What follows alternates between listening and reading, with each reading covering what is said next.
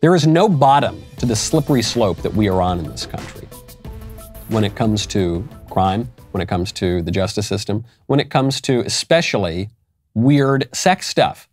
We've been thinking that we're at the bottom of the slippery slope since, the 90s, and we just keep on slipping. There's a story now out of a North Carolina public preschool. There's a public school that has preschool as part of it. The preschool teacher was just caught indoctrinating kids into LGBT, LMNOP ideology. How? How is this even possible to indoctrinate a 3-year-old or a 4-year-old into LGBT? Well, the teacher was teaching his students colors, and then was caught. I'm sorry, it was a woman. That makes it slightly less creepy. She was then caught using the LGBT flag to teach the students colors. The cards that were used in this lesson are created by this company, By Us Box, which made sets of flashcards showcasing non-binary and transgender animals, gender-neutral nursery rhymes, and a blackness collection. The company, I'm just reading it, this is right from the Daily Mail. The company was created by 2 women who said they were inspired by the murder of George Floyd. What?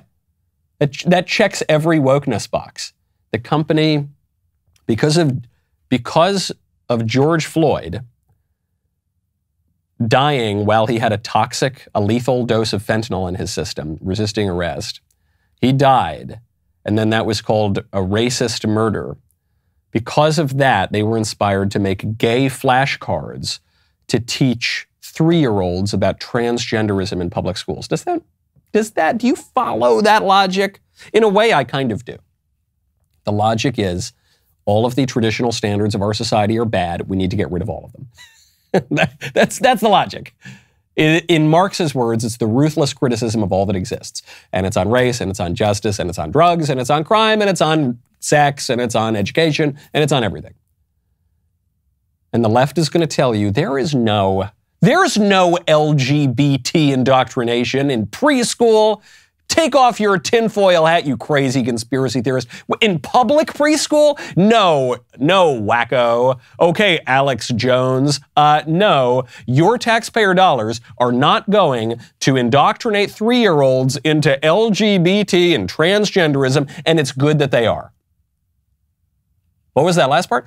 No, I said that your taxpayer dollars are not, no, I said after that part. I said, it's good that they are. It's good. It's good that we are doing exactly what you're accusing us of doing. I mention it just to remind you, this stuff actually is happening. Don't let them gaslight you. And it's not going to stop at 3. It's not going to stop at 3. We used to say it's not going to stop in college.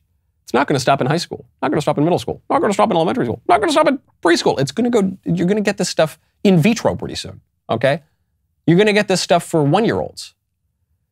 Babies first monkeypox party or something. And that'll be like a little mobile that they'll have over their crib. And it'll be all sorts of sexual icons and rainbows and all sorts of creepy stuff. That's what you're going to get.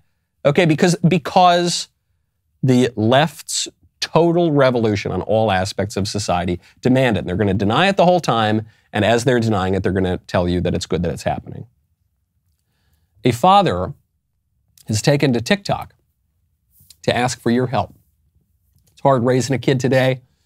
The economy's not great. Inflation's through the roof. And this dad, he's suddenly realized it's really hard to pay for his child's transgender surgery. I'm raising money to help fund my son's transition-related costs. I'm sharing this with his permission. Basically, we already have a diagnosis of gender dysphoria for him. We have gotten his blood work done, and we need to start him on puberty blockers as soon as possible. Now, I transitioned later, so I wasn't familiar with how puberty blockers worked. Basically, my insurance doesn't cover this, which is wonderful, right? So this guy, I assume it's a guy. I don't know these days. If he's promoting transgenderism, he might really be a chick who took a bunch of drugs. I don't know. It's really hard to tell.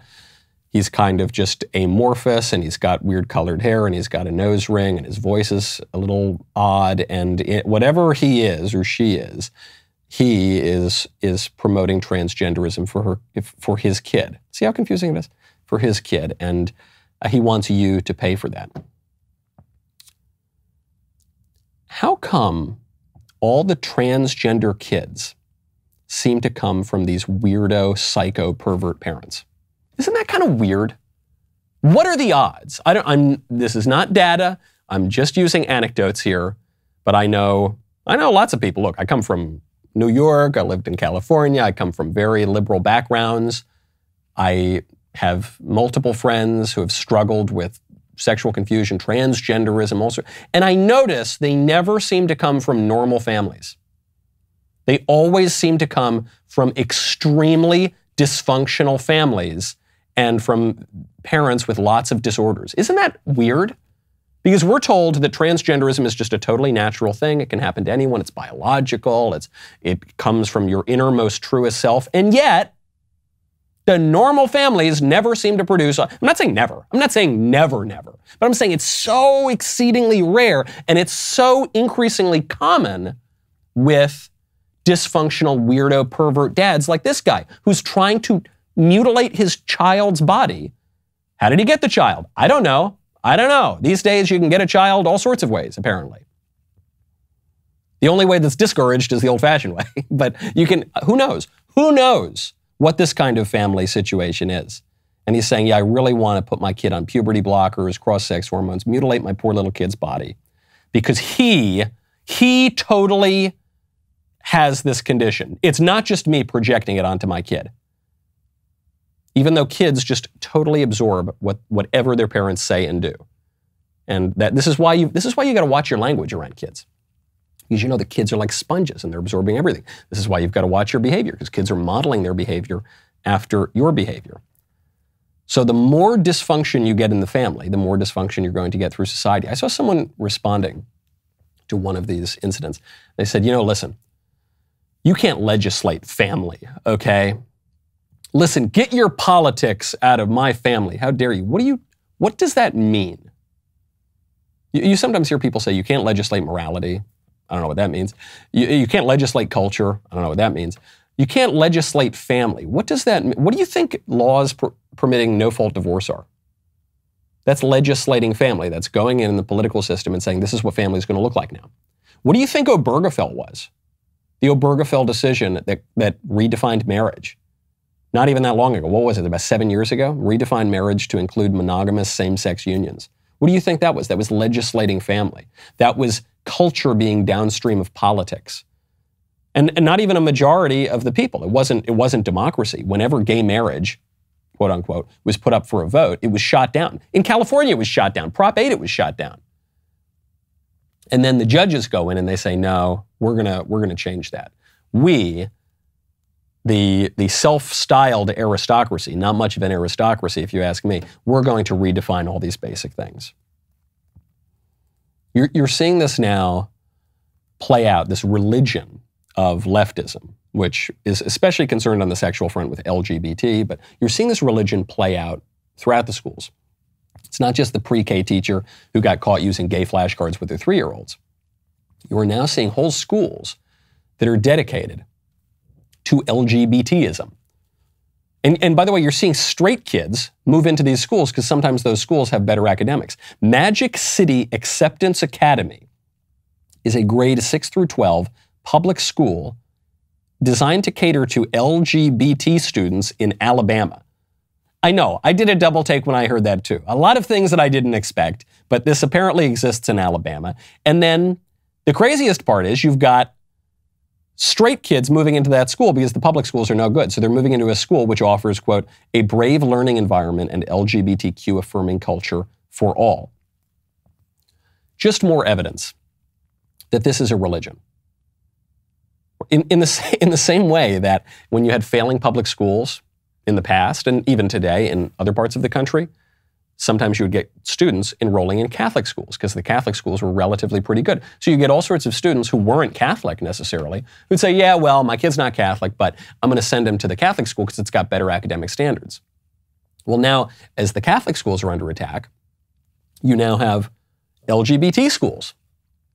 A school designed for the promotion of LGBT ideology. And you've got the straight kids going because they say, well, look, my kid might not be LGBT yet, but I'm going to send my kid there to that school because it's better than the public schools. And of course it's a religion. I mean, if you say your true self is really your soul, and your soul is at odds with your body, and so your soul is the soul of a woman, whatever that means, but your body is the body of a man, and so you're really a woman, and you're going to get to use the kid's bathroom. That is a religious movement, and it's being backed by the state with taxpayer dollars. The Biden administration, we'll get to this tomorrow, the Biden administration has just said that K through 12 schools now have to let dudes into the girls' bathroom and changing area if they want to get federal funds for food, for lunches and breakfasts and meals. If they want those federal funds, sorry, you got to let Husky Hank go and change next to your daughter in the locker room or go use the bathroom. That is a religious view that is being backed by the state. It's very nearly a state establishment at the federal level. It's being done with your taxpayer dollars to force that on your kids, and it's creating a very dangerous situation for our culture, and in the case of dudes going to the girls' bathroom, just a physically very dangerous situation. Reminds us of not our primary, but one of our primary obligations that we have in a society, and it's a duty and it's an obligation and it's a right, regardless of what Joe Biden or any of these other idiots want you to believe. That is the duty and the right to protect yourself and your family and your community. I'm glad you liked that clip. Now you got to ring, ding, subscribe, smash, like, whatever you got to do. Get the notifications for the Michael Knowles Show. Head on over to Apple Podcasts, Spotify, Stitcher, Google Play, wherever you get your audio podcasts. Subscribe. We'll see you next time.